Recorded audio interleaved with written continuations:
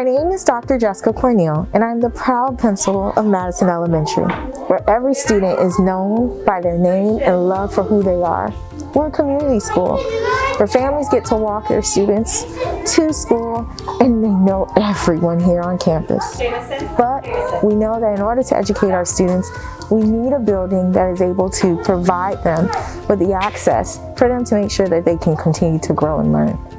Here at Madison, we have issues with our security. When you walk into our building, the first thing you see is our hallways, so anyone can access our classrooms. We even have issues with our car loop and our drop-off. You'll find in the community in the morning and in the afternoon, long lines that are holding our community from getting into their homes.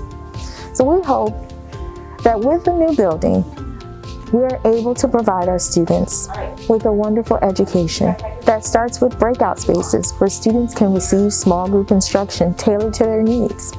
We're hoping that our new building will provide us the opportunity of having more spaces for parking, so when we have our community events, everyone can join.